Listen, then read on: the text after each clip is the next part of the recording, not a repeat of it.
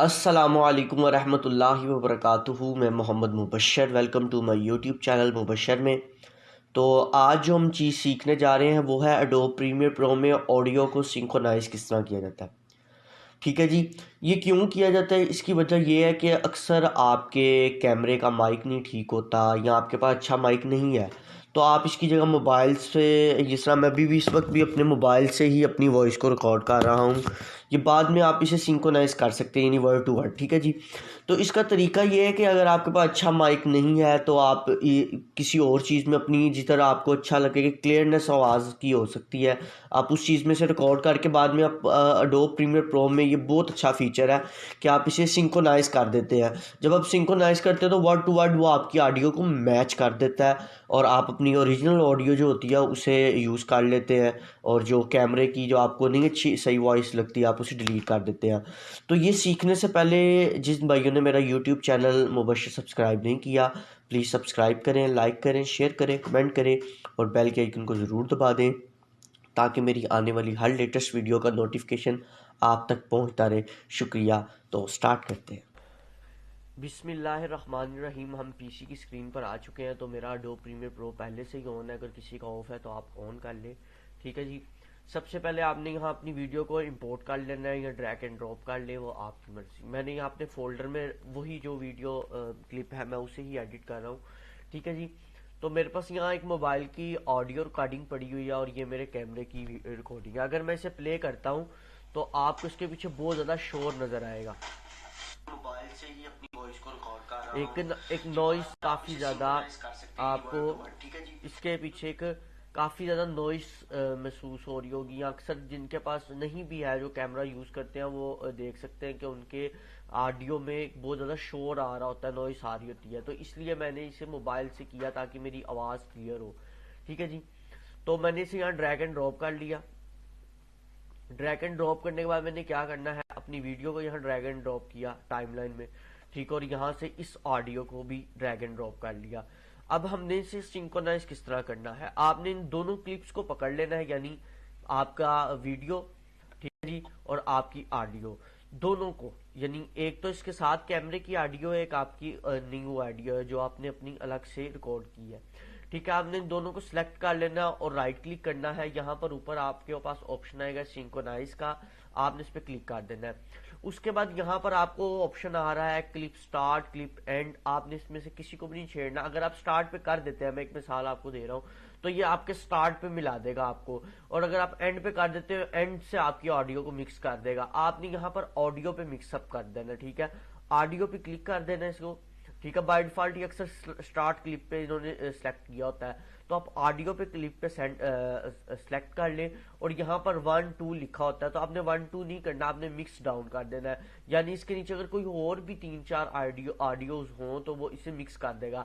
ये ज्यादातर अगर आपने देखा जाए स्टूडियो वगैरह जब में आप किसी वॉइस को रिकॉर्ड करते हैं तो आपके उसके पीछे काफी ज्यादा आवाजेस को आपने सिंक्रोनाइज करना होता है, तो ये उसके लिए बहुत जबरदस्त ऑप्शन है। तो आप इसे ओके कर देंगे।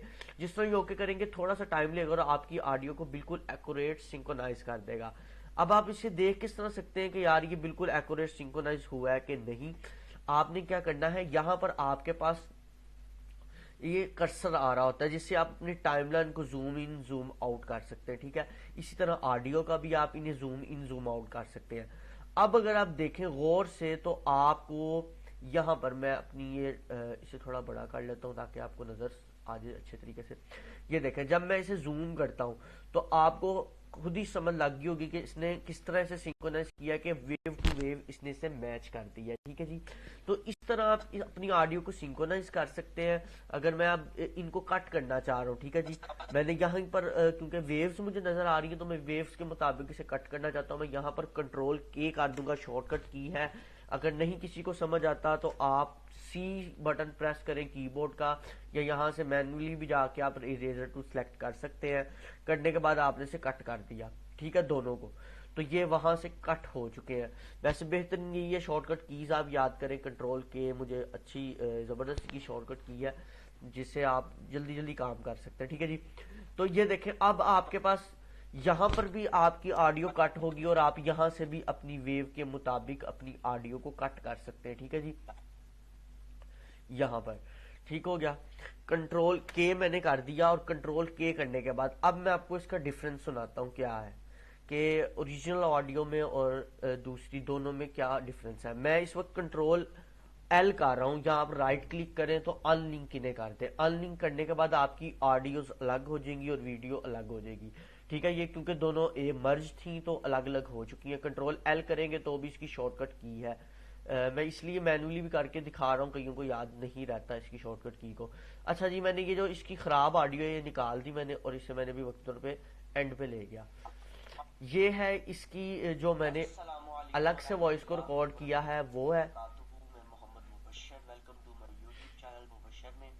ठीक हो गया।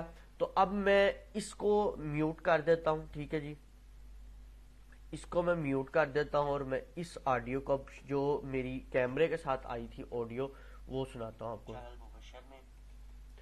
एक मिनट, ये तो आज जो हम चीज सीखने जा रहे हैं, ये अब आपको इसके पीछे शोर एक नजर आ रहा है, सुनाई देना शुरू कर दिया होगा उसने।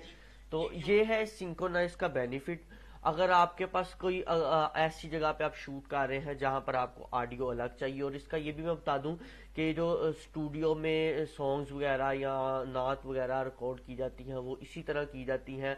आप जब बाहर किसी प्लेस पे जाते हैं तो वहां सिर्फ आप लिपसिंग करते हैं, आप दोबारा वो सारी चीज को रिपीट नहीं करते। ठीक है जी, तो उम्मीद करता हूँ आज का आपको मेरा ट्यूटोरियल अच्छा लगा। अगर अच्छा लगा लाइक करें, सब्सक्राइब करें, शेयर करें, कमेंट करें, और बेल के आइकन को जरूर दबाएं ताकि मेरी आने वाली हर लेटेस्ट वीडियो का नोटिफिकेशन आप तक पहुंचता रहे।